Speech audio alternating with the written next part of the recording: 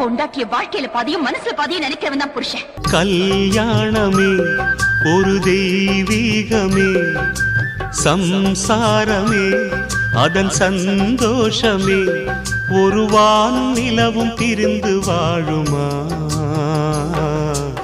ஏழேழு ஜென்ம பந்தம் மனைவி என்பது, இதில் நீ வேறு நான் வேறு யார் சொன்னது? வெத்திலையில் பாக்கு வச்சு 10 பேரை சாட்சி வச்சு, தித்திக்கிற ஆசைக்கெல்லாம் தேதி ஒண்ணு உருவாச்சு.